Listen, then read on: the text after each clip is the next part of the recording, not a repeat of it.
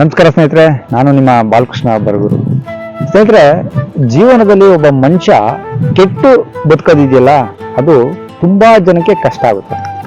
ಒಬ್ಬ ವ್ಯಕ್ತಿ ಒಂದು ಸಲ ತನ್ನ ದಾರಿಯನ್ನು ತಪ್ಪಿದ್ರೆ ಮತ್ತೆ ಆ ದಾರಿಗೆ ಬರಬೇಕು ಅಂತಂದ್ರೆ ತನ್ನಲ್ಲಿರುವಂತಹ ಐಡಿಯಾದಿಂದ ಮಾತ್ರ ಸಾಧ್ಯ. ಆ ತರ ವ್ಯಕ್ತಿನ ನಾವು ಗೋಪಿಕುಂಟಲ್ಲಿ ನೋಡೋಣ.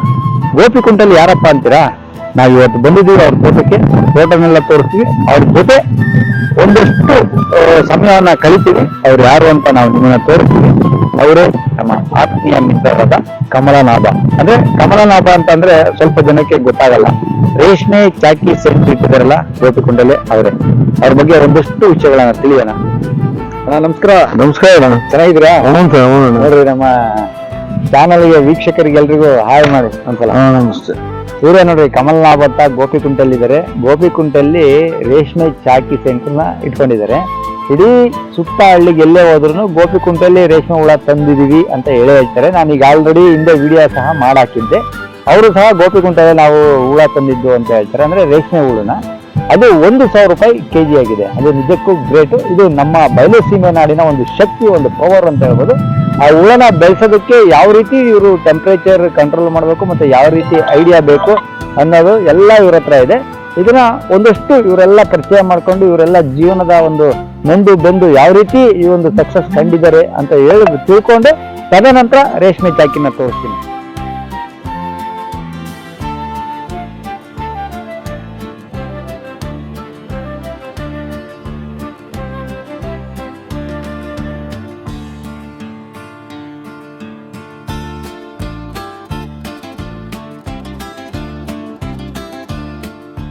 ಕಮಲನಾಭ್ ಅವರೇ, ಹೇಳಿ ಸರ್. ನಿಮ್ಮ ಒಂದಷ್ಟು ಪರಿಚಯ ನಮ್ಮ ವೀಕ್ಷಕರಿಗೆ. ಅಂದ್ರೆ ನೀವು ಎಷ್ಟನೇ ಇಸ್ವಿಯಲ್ಲಿ ಹುಟ್ಟಿದ್ರಿ, ಏನೇನ್ ಕೆಲಸಗಳು ಮಾಡಿದ್ರಿ, ಎಜುಕೇಶನ್ ಏನ್ ಮಾಡಿದೀರಾ ಅಂತ ಹೇಳ್ಬಿಟ್ಟು ನಮ್ಮ ಒಂದಷ್ಟು ವೀಕ್ಷಕರಿಗೆ ಹೇಳಿ ಸರ್. ನಾನು ಎಜುಕೇಶನ್ ಕಂಟಿನ್ಯೂಸ್ ಮಾಡಲಿಲ್ಲ. ಅಂದ್ರೆ ನೀವು ಹುಟ್ಟಿದ್ದು ಎಷ್ಟನೇ ಇಸ್ವಿ? 1961. 61ರಲ್ಲಿ ಹುಟ್ಟಿದ್ರಿ. 61 ಓದಿದ್ದು ಬೆಳೆದಿದ್ದಲ್ಲ? ಓದಿದ್ದು ಇಲ್ಲೇ ಬರೂರ್ ಹೈಸ್ಕೂಲ್ ಆಂಜನೇಯ ಸ್ವಾಮಿ ಪ್ರೌಢಶಾಲೆ SLC ಓದಿದ. ಅವಾಗ ನಾವು ಓದಿನ ಬಗ್ಗೆ ಅಷ್ಟೊಂದಂತ ಪ್ರಜ್ಞಾವಂತರೇನಲ್ಲ, ನಾಲೆಡ್ಜ್ ಇರೋಂತಾರಲ್ಲ. ದಿನ ಕಳೆದಂಗೆ ನಮ್ಮ ಒಂದು ಬುದ್ಧಿಶಕ್ತಿ ಹೆಚ್ಚು ಮಾಡ್ಕೊಂಡು ಬಿಟ್ರೆ ನಾವೇನು ಅಂತ ಇಂಟೆಲಿಜೆಂಟ್ ಏನಲ್ಲ.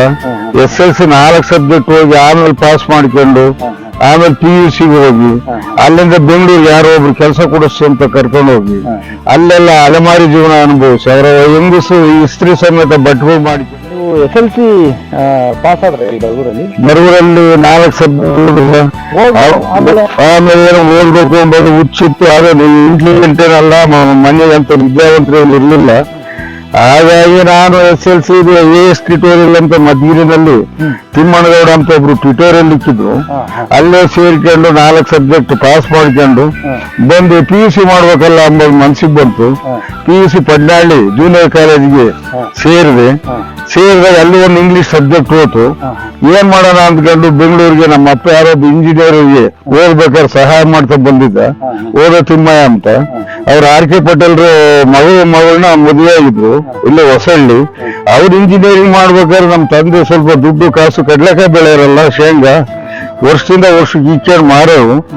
ಅವಾಗೆಲ್ಲ ಸಹಾಯ ಮಾಡಿದ್ಕೆ ಕರ್ಕೊಂಡು ಕೆಲಸ ಕೊಡಿಸಿ ಅಂತಂದು 6 ತಿಂಗಳು ಮನೆ ಇಟ್ಕೊಂಡು 6 ತಿಂಗಳು ನಾನು ಸರ್ವಿಸ್ ಇರೋಂದ್ರೆ ಹೆಂಗಸು ಬಟ್ಟೆ ಐರನ್ ಮಾಡೋದು, ಶಿಗರ್ ಕಟ್ ಮಾಡ್ಕೊಡೋದು. ಆಮೇಲೆ ಸಾಮೂಹಿಕವಾಗಿ ಅವರು ನಾನು ಊಟದಿಂದ ಎಸ್ಕೊಂಡು ಮನೆ ಕಂಡು ಬಹಳ ನೋವು ಅನುಭವಿಸ್ಕೊಂಡು ಬಂದೆ. ಮೊದ್ಲಿಂದ ಯಾತ್ಕಿಲ್ ಇರ್ಬೇಕು ಅನ್ನಿಸ್ತು. ಬೆಂಗಳೂರಿನ ಒಂದ್ ಸ್ವಲ್ಪ ಇದು ತಿರುಗಿ ಅದು SK&F ಅಂತ ಒಂದು ಫ್ಯಾಕ್ಟ್ರಿ ಸೇರಿಸಿರು. ಒಂದು 6 ತಿಂಗಳು ವರ್ಕ್ ಮಾಡಿದೆ. ವರ್ಕ್ ಮಾಡಿದ್ರೆ ಟರ್ಮಿನೇಟ್ ಮಾಡ್ತಾರೆ ಅಂತಂದು ಪರ್ಮನೆಂಟ್ ಮಾಡ್ತಾರೆ ಮಾಡ್ಸಕ್ ಓಡಾಡಿದೆ. ಯಾರೋ ಸಿದ್ಧಗಂಗೆ ಶಿವಕುಮಾರ್ ಸ್ವಾಮಿಗೆ ಕ್ಲಾಸ್ಮೇಟ್ ಒಬ್ರು ದೊಡ್ಡರಾಮೇಗೌಡರು ಅಂತ ಇದ್ರು. ಅವರಲ್ಲಿ ಕರ್ಕೊಂಡು ಹೋದ್ರು. ಕರ್ಕೊಂಡು ಹೋಗಿ ಅವ್ರ ಎಳೆಯ ಒಬ್ರು ಡಾಕ್ಟರ್ ಆರಂಗಪ್ಪ ಅಂತ ಕಿದ್ವೆ ಮೆಮೋರಿಯಲ್ ಕ್ಯಾನ್ಸರ್ ಇನ್ಸ್ಟಿಟ್ಯೂಟ್ ನಲ್ಲಿ ಹೆಡ್ ಆಫ್ ಡಿಪಾರ್ಟ್ಮೆಂಟ್ ಆಗಿದ್ರು. DS ನರಸಿಂಹ ಅಂತ ಇಂಪೋರ್ಟೆಂಟ್ ಎಕ್ಸ್ಪೋರ್ಟ್ ಆಫೀಸರ್ ಆಗಿದ್ರು. ಅವ್ರು ಕರ್ಕೊಂಡು ಹೋಗಿ ಪರ್ಮನೆಂಟ್ ಮಾಡ್ತೀನಿ ತಂದು ಅವ್ರ ಮುಂಬೈಗೆ ಏನೋ ಟ್ರಾನ್ಸ್ಫರ್ ಆಗಿ ಹೋದ್ರು ಮಾಡಿಸ್ತೀವಿ ಅಂದ್ರೆ ಆಗ್ಲಿಲ್ಲ. ಬೇಜಾರಾಗಿ ಊರಿಗೆ ಬಂದನು ಏನೋ ನಾವು ಮಾಡ್ಬೇಕಲ್ಲ ಅಂಬೋದು ಮನ್ಸಿಗೆ ಬಂತು. ಅವಾಗ ಸೀನಿಯರ್ಸ್ಗಳನ್ನ ಒಂದು 8 ಸೀನಿಯರ್ಸ್ ಮಾಡಿದೆ. ಅದು ಅಗ್ರಾದಲ್ಲಿ ಡೈರಿ ಇತ್ತು, ಬರಗೂರಿಲ್ಲ, ಗೋಪಿಗುಂಟೆ ಇರಲಿಲ್ಲ. 40 ಲೀಟರ್ ಹಾಲಾಗ್ತಿದ್ದೆ. ಅವರು ಮನೆ ಜನಗಳನ್ನೆಲ್ಲ ತಿಳುವಳಿಕಿದ್ದದೆಲ್ಲ ಡೈವರ್ಟ್ ಮಾಡಿ ಹಿಡ್ಕೊಂಡು ಯಾರು ಸಹಕಾರ ಕೊಡ್ಲಿಲ್ಲ. ಹಸುಗಳೆಲ್ಲ ಉಣ್ ಬಿದ್ದು ಸಾಯೋ ಸ್ಟೇಜಿಗೆ ಬಂದು ಅವು ಮಾರಿದೆ, ಒಬ್ಬನೇ ನೋಡಕ್ಕಾಗ್ದ. ಮತ್ತೆ ಏನ್ ಮಾಡಿದ್ರೆ ಇಟ್ಟಿ ಹಾಕ್ಸೋದು, ಮರದ ವ್ಯಾಪಾರ ಇಂಥವೆಲ್ಲ. ಅಂದ್ರೆ ನೀವು ಇದು SLC ಆದ್ಮೇಲೆ ಸ್ವತಂತ್ರ ಬೆಂಗಳೂರಿಗೆ ಹೋಗಿ ಅಲ್ಲಿಂದ ಮತ್ತೆ ಈ ಕಡೆ ಬಂದು ಇಲ್ಲಿ ಈ ತರ ಹಸು ಸಾಕಿ ಇದೆಲ್ಲ ಕಷ್ಟಪಟ್ಟು. ನಾನು ಹಸು ಸಾಕಿದ್ದು ಮೈಸೂರಿಗೆ ಹೋದೆ, ಡಿಗ್ರಿ ಸೇರ್ಕೊಂಡೆ, PUC ಆಯ್ತಲ್ಲ, ಒಂದು ಸಬ್ಜೆಕ್ಟ್ ಉಳ್ಕೊಂಡಿತ್ತು, ಪಾಸ್ ಮಾಡಿಕೊಂಡು ಮೈಸೂರು ಬನ್ಮಯ್ಯ ಕಾಲೇಜ್ನಲ್ಲಿ ಡಿಗ್ರಿ ಮಾಡಿದೆ. ಆ ಡಿಗ್ರಿ ಮಾಡ್ಕೊಂಡು ಬಂದು ಊರಿಗೆ ಹಸು ಕಟ್ಟಿ ಹಸು ಎಲ್ಲ ಮಾಡಿದೆ, ಇಟ್ಟಿಗೆ ವಹಿಸ್ತೆ. ಮರಗಳೆಲ್ಲ ಹೊಲ ಸುತ್ತರ್ಕೊಂಡು ಬೇಲಿ ಇತ್ತು, ಅವೆಲ್ಲ ಕಡ್ದು ಮಾಡಿ ಅವನ್ನೆಲ್ಲ ಏನೋ ಒಂದು ಆಗ್ಬೇಕಲ್ಲ, ಗುರಿ ಮುಟ್ಬೇಕಲ್ಲ ಎಂಬ ತಲೆ ಇಟ್ಕೊಂಡು ಬಂದನು. ನೋಡ ಮಧ್ಯೆ ಊರಿನ ಡಿಗ್ರಿ ಮಾಡಿರ್ಲಿಲ್ಲ, ಊರಿನ ಡಿಗ್ರಿ ಮಾಡಲಿಲ್ಲ, ನಾನು ಡೈವರ್ಟ್ ಆದೆ. ಅಂದ್ರೆ ಈಗ ನೀವು ಎಜುಕೇಶನ್ ಮಾಡ್ಬೇಕು ಅಂತೇಳಿ ಮೈಸೂರಿಗೆ ಹೋದ್ರೆ ಅಂದ್ರೆ ಎಜುಕೇಶನ್ ಮಾಡಿ ಏನಾಗ್ಬೇಕು ಅಂತ ಇದ್ರಿ ನಿಮ್ಮ? ಎಜುಕೇಶನ್ ಮಾಡಿ ಏನಾದ್ರು ಒಂದು ಕೆಲ್ಸಕ್ಕೆ ಹೋಗೋದು ಆಫೀಸರ್ ಏನಾಗನ ಅಂಬೋದಿತ್ತು. ಅಲ್ಲಿ ಸಹಕಾರ ಮನೆಯಾಗ ಇರ್ಲಿಲ್ಲ, ಅದು ಬಡತನದ ಬಾಳುಗಳು, ಅವಿದ್ಯಾವಂತರು ಮನೆಯಾಗೆ. ಎಲ್ಲರನ್ನು ಊರಿನ ಡಿಗ್ರಿ ಮಾಡಿರೋದೇನೆಲ್ಲನ ಊರಿನ ಡಿಗ್ರಿ ಬೇರೆ, ನಮ್ ಡಿಗ್ರಿನೇ ಬೇಡ. ನಮ್ ಡಿಗ್ರಿ ಏನು ಕೆಲಸ ಮಾಡ್ಲಿಲ್ಲ, ಊರಿನ ಡಿಗ್ರಿ ಅಂತಂದ್ರೆ ಯಾರು ಒಳ್ಳೆಯರು ಯಾರು ಕೆಟ್ಟರು ಅಂತ ಹೇಳ್ಬಿಟ್ಟು ಜಡ್ಜ್ ಮಾಡೋ ಶಕ್ತಿ ಇದ್ರೆ ಮಾತ್ರ ಬದುಕ್ಬಹುದು. ಇವ್ರೇನ್ ಮಾಡಿದ್ರು ಅಂದ್ರೆ ನಿನ್ಗೆ ಯಾಕೆ ಸ್ವಲ್ಪ ಬಿಯರ್ ತಗೊಂಡ್ಬಿಡು ಸಾಕು, ಬಹಳ ಟೇಸ್ಟ್ ಆಗಿರುತ್ತೆ, ಶಕ್ತಿ ಬರುತ್ತೆ, ಈ ತರ ಎಲ್ಲ ಡೈವರ್ಟ್ ಮಾಡಿ ಅದು ಕೇಳಿದ್ವಿ. ಅಲ್ಲಿಂದ ಡ್ರಿಂಕ್ಸ್ ಕೇಳಿದ್ವಿ, ರಾಜಕೀಯದವ್ರಿಂದ ಓಡಾಡಿದ್ವಿ, ಅವರೆಲ್ಲ ಒತ್ಕೊಂಡು ಬೆಟ್ಟುಗಳನ್ನ ಎಲ್ಲ ಅರ್ಥ ಮಾಡ್ಕೊಳ್ರಿ. ಇವರು ಮಾಡಿದ್ದು ಡಿಗ್ರಿ, ಎಜುಕೇಶನ್ ಡಿಗ್ರಿ. ಆ ಡಿಗ್ರಿ ಮಾಡಿದ್ರೆ ಪ್ರಯೋಜನ ಇಲ್ಲ. ಇಲ್ಲಿ ಊರಿನ ಡಿಗ್ರಿ ಅಂತ ಒಂದ್ ಇರ್ತೈತಿ. ಊರಿನ ಡಿಗ್ರಿ ಮಾಡಿರ್ಲಿಲ್ಲ, ನಾನು ನಡ ಮಧ್ಯೆ ಕೆಟ್ಟೆ. ಆಮೇಲೆ ಸಹಕಾರನು ಸಿಗದಂಗಾತು. ಮನೆ ಜನ ಎಲ್ಲ ಡೈವರ್ಟ್ ಮಾಡಿರೋ, ಒಬ್ಬೊಬ್ಬರನ್ನ ಹಿಡಿದು ಈ ಡೈವರ್ಟ್ ಮಾಡಿ ಅವೆಲ್ಲ ಜನಗಳಿಂದ ಓಡಾಡಕ್ ಕತ್ಕೊಂಡ್ರು. ಈಗ ಹಿಂಗಾಗಿ ನಾನು ದುಸ್ಥಿತಿ ತಲುಪಿ ಆಮೇಲೆ ಇನ್ನೇನು ಮದುವೆ ಮುಂಚಿನೇನಿದ್ದಾಗ ಡಿಗ್ರಿ ಗೊತ್ತಿರ್ಲಿಲ್ಲ ನಿಮ್ಗೆ. ಇಲ್ಲಿ ಬಂದು ಊರಿನ ಡಿಗ್ರಿನೂ ಕಲ್ತ್ಕೊಂಡ್ರಿ. ಎಲ್ಲ ರೂಟೇ ಚೇಂಜ್ ಆಗೋದು. ಅಂದ್ರೆ ನಿಮ್ ಕನ್ಸಿದ್ದು IR ಆಫೀಸರ್ ಆಗ್ಬೇಕು, ಎಜುಕೇಶನ್ ಮಾಡಿ ಅಂತ. ಅದ್ ಬಿಟ್ಟು ರೂಟ್ ಚೇಂಜ್ ಮಾಡಿ ರೈತ ಹಾಕಿ ಕೆಲ್ಸಕ್ಕೆ ಇಳ್ಕೊಂಡು ಒಂದು ಮಗ ನನ್ಗೆ ಆಕ್ಸಿಡೆಂಟ್ ಆಯ್ತು ಗುಡಿಬಂಡೆ ಹತ್ರ. ಎಲ್ಲ ಊಳ ಚಾಕಿ ಸಾಕಾಣಿಕೆ ಕೇಂದ್ರ ಮಾಡಿವಿ. ಚಾಕಿನಲ್ಲಿ ಸಾಕಿದ ಆಮೇಲೆ ಬರೋ. ಈಗ ನೀವು ಹಸು ಸಾಕ್ಬೇಕು ಎಂಬುದು ಮೊದ್ಲು ಏನ್ ಗುರಿ ಇಟ್ಕೊಂಡ್ ಬಂದಿದ್ದೆ, ಅದೇ ತರ ಈಗಲೂ ಹಸು ಕಟ್ಟಿದ್ದೀನಿ. ನಾನೇ ಒಬ್ಬನೇ ಎದ್ದಾತಿ 4 ಎದ್ದು ಹಸು ಮೈತೋದು ಬೂಸ ಇಟ್ಕೊಂಡು 3 ಹಸುವಿನಿಂದನ ಒಂದು 42 ಲೀಟರ್ ಹಾಲು ಹಾಕ್ತಿದ್ದೀನಿ ಡೈರಿಗೆ. ಇದು 1 ತಿಂಗಳಾಗೈತೆ ಅಷ್ಟೇನೆ ತಗೊಂಡು. ಆಗ ಏನೋ ಒಂದು ಗುರಿ ತಲುಪಬೇಕಲ್ಲ ಅಂತನ ಸಾಲನ ಸೂಲನ ಮಾಡ್ಕೊಂಡು ಹಸುಗಳು ಕಟ್ಕೊಂಡು ಈಗ ಒಂದು 5 ಹಸು ಇದಾವೆ. ಒಂದು ತುಂಬಾ ಇರೋದೈತೆ, 3 ಕರೀತವೆ, ಇನ್ನೊಂದು ಸಮತಮ ಸ್ಟೇಜ್ ಒಂದು ಬಂದೈತೆ. ಒಂದು ಟೈಮ್ ಎಷ್ಟು ಲೀಟರ್ ಹಾಲು ಹಾಕ್ತೀರಿ? ಒಂದ್ ಟೈಮ್ 20, ಒಂದ್ ಟೈಮ್ ಸಾಯಂಕಾಲ, ಬೆಳಿಗ್ಗೆ 22, 42-43 ಲೀಟರ್ ಹಾಲು ಹಾಕ್ತೀವಿ.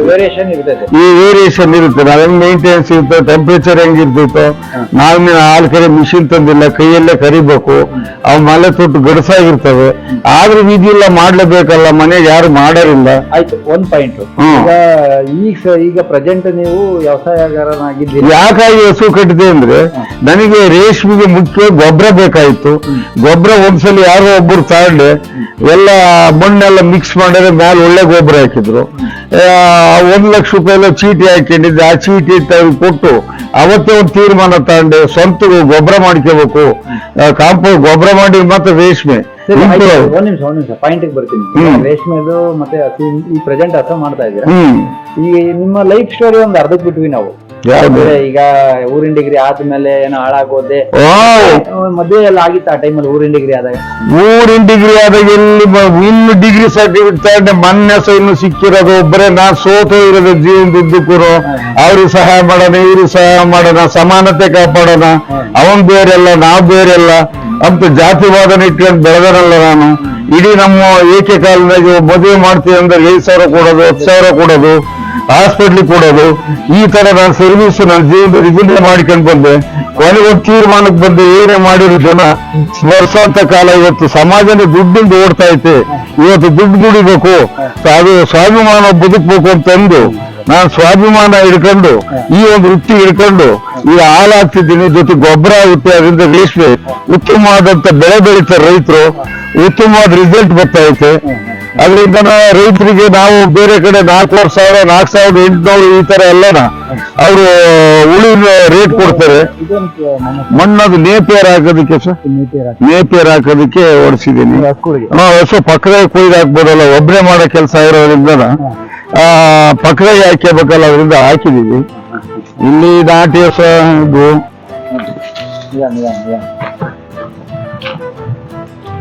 ಈಗ ಆಯ್ತು, ಈ ತರ ಎಲ್ಲ ಸಾಕ್ತಾ ಬಂದೈತೆ ಸರ್ ಜೀವನ.